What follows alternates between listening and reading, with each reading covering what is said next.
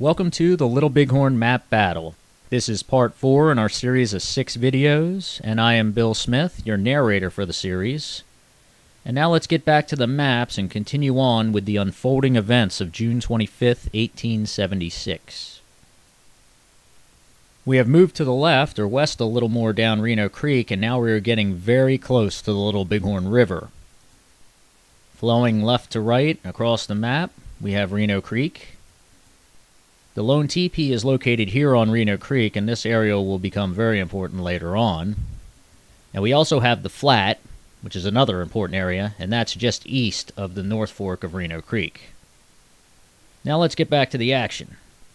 So here we have Custer and Reno's battalions moving down Reno Creek. They're moving to the west. Note that they are on opposite sides of the creek. At 2:03 p.m., the battalions reached the Lone Tipi. Custer, with a few scouts and the regimental adjutant, First Lieutenant William Winter Cook, explore the teepee site while the battalions form up in halt on Reno Creek behind them. Custer and the scouts find a body of a dead warrior in the teepee, and the warrior is decked out in his finest clothes and weapons. Now, unbeknownst to Custer and all the other men, this warrior has died from wounds sustained at the Battle of the Rosebud, which had taken place 8 days earlier on June 17th.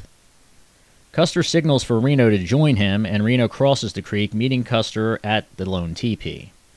At this time, a small party of Indians, as well as a small group of warriors, is spotted fleeing the Lone Tipi area, and you can see them on the map now.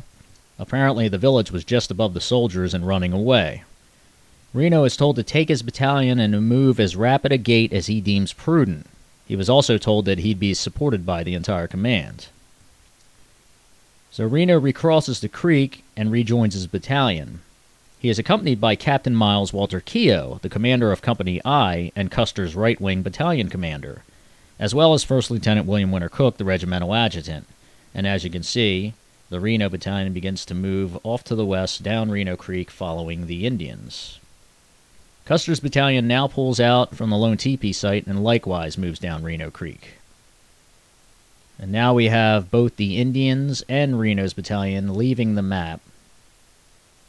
Custer's battalion reaches the North Fork of Reno Creek at 2:43 p.m., where he waters his horses. At 2:45 p.m., Custer dispatches the Company F detail up to the bluffs to get a view of the ford area as well as the valley below. So now, as you can see, they're moving off to the north, and eventually they move off the map. Off the map to the east or left, Major Reno has crossed the Little Bighorn River and is currently watering his horses. As he does so, Captain Miles Keogh departs the 4-day area and returns to Custer's battalion at North Fork at 2:53 p.m. He possibly informs Custer of Reno's progress at the ford. As Reno waters his horses, the Indian scouts push ahead to get a better look at the situation. Word begins to filter from them back to Reno of warriors in force in the soldiers' front. One of the individuals that hears this information is Fred Gerard, a civilian scout attached to Reno, and he feels this information is important enough to notify Custer, and on his own volition recrosses the Little Bighorn River, locating First Lieutenant Cook at Ford A. Gerard relays the information he has received from the scouts to Cook, and Cook tells Gerard that he will notify Custer about the changing situation. Gerard turns around and begins to move back toward Ford A to recross the Little Bighorn River and rejoin Reno. Before he recrosses the Little Bighorn, Gerard is passed by a courier that has just been dispatched by Reno to Custer with the same information Gerard had just relayed to Cook. The courier is Private Archibald Michalarchy. At 3 p.m., Lieutenant Cook arrives at North Fork and informs Custer of the warrior presence in the valley. Off to the east, we have Boston Custer on a fresh horse arriving on the map. He is hurriedly moving west to link back up with his brothers. A couple minutes later, at 3:02 p.m., the first courier from Reno, Private Archibald Michalarchy, reaches Custer and reports the situation. It is around this time that Custer decides and begins to move his battalion up to the bluffs, rather than cross the Little Bighorn River at Ford A. While en route, a second courier from Reno, Private John Mitchell, arrives to deliver more information. This information states that the Indians were not running away as first perceived by the officers. Custer's battalion reaches the bluffs at 3:10 p.m., and he finally can see the valley, the Indian village, and Reno's advance. At 3:15 p.m., Sergeant Daniel Knipe is dispatched by Custer with verbal orders for the pack train. At the same time, Boston Custer has made the right turn at North Fork and has begun to ascend the bluffs. And we have Knipe and Boston Custer passing each other. At 3:38 p.m., Trumpeter John Martin is dispatched by Custer with written orders for Benteen.